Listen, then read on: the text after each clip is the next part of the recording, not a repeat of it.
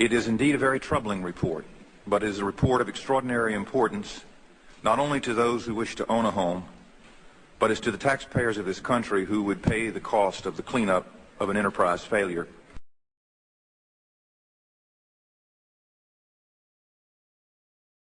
The analysis makes clear that more resources must be brought to bear to ensure the highest standards of conduct are not only required, but more importantly, they are actually met. Through nearly a dozen hearings where, frankly, we were trying to fix something that wasn't broke.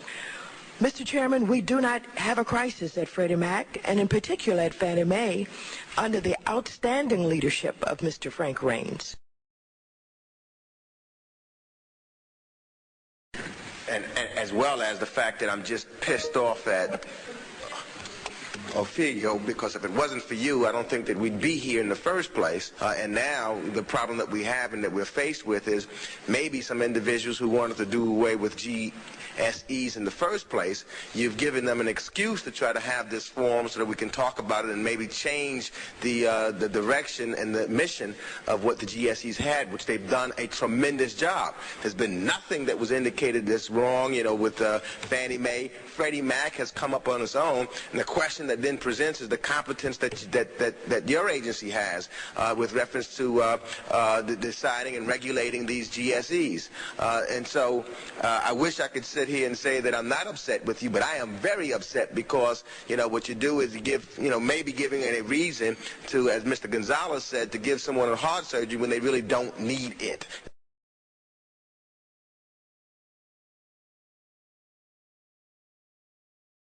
In addition to our important oversight role in this committee, I hope that we will move swiftly to create a new regulatory structure for Fannie Mae, for Freddie Mac, and the Federal Home Loan Banks.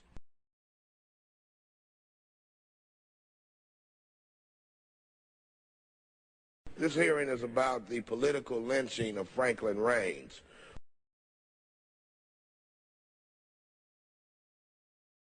There is a very simple solution. Congress must create a new regulator with powers at least equal to those of other financial regulators, such as the OCC or the Federal Reserve.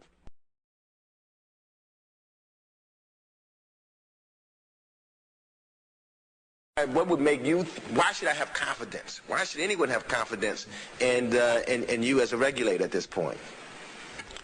Sorry, Congressman. OFAO did not improperly apply accounting rules. Freddie Mac did. OFAO did not try to manage earnings improperly. Freddie Mac did. So this isn't about the agency engaging in improper conduct. It's about Freddie Mac.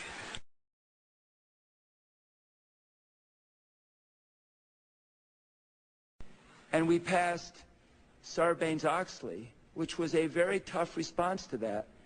And then I realized that Fannie Mae and Freddie Mac wouldn't even come under it. They weren't under the 34 Act. They weren't under the 33 Act. They play by their own rules, and I'm tempted to ask how many people in this room are in the payroll of Fannie Mae, because what they do is they basically hire every lobbyist they can possibly hire. They hire some people to lobby, and they hire some people not to lobby so that the opposition can't hire them. But a concern that I have is you're making very specific, what you have correctly acknowledged, broad and categorical judgments about the management of this institution, about the willfulness of practices that may or may not be in controversy. You've imputed various motives to the people running the organization. You went to the board and put a 48-hour ultimatum on them without having any specific regulatory authority to put that kind of ultimatum on them. That sounds like some kind of an invisible line has been crossed. Fannie Mae has manipulated, in my judgment, OFAO for years. And for OFAO to finally come out with a report as strong as it is tells me that's got to be the minimum, not the maximum. etc. You seem to be saying, well, these are in areas which could raise safety and soundness problems. I don't see anything in your report that raises safety and soundness problems.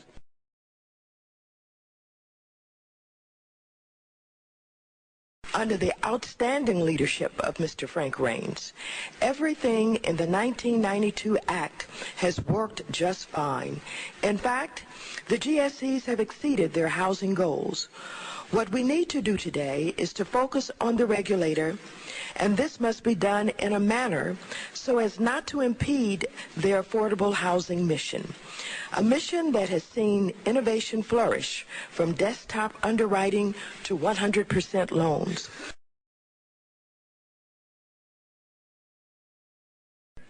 I find this to be inconsistent and a rush to judgment. I get the feeling that the markets are not worried about the safety and soundness of Fannie Mae, as Ofeo says that it is, but of course the markets are not political.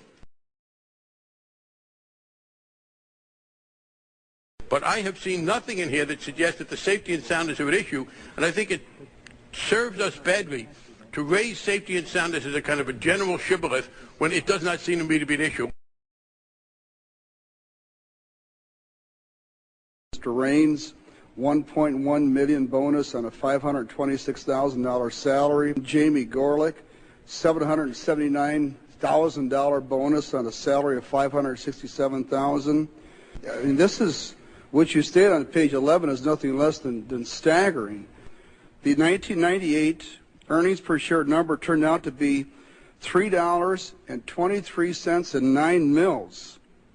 A result that Fannie Mae met the EPS maximum payout goal right down to the penny. Fannie Mae understood the rules and simply chose not to follow them.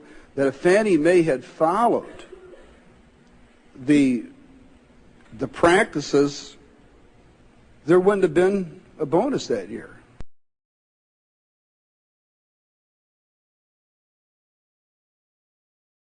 And you have about 3% of your portfolio set aside.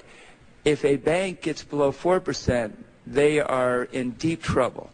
So I just want you to explain to me why I shouldn't be satisfied with 3%. Because banks there aren't any banks who only have multifamily and single-family loans.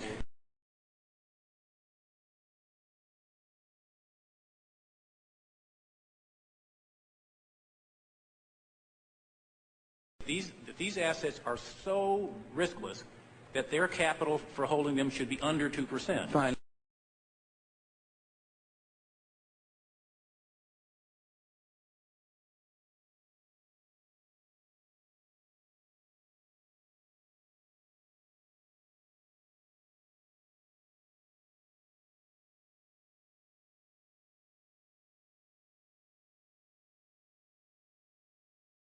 I think the responsibility that the Democrats have may rest more in resisting any efforts by Republicans in the Congress or by me when I was president to put some standards and tighten up a little on Fannie Mae and Freddie Mac.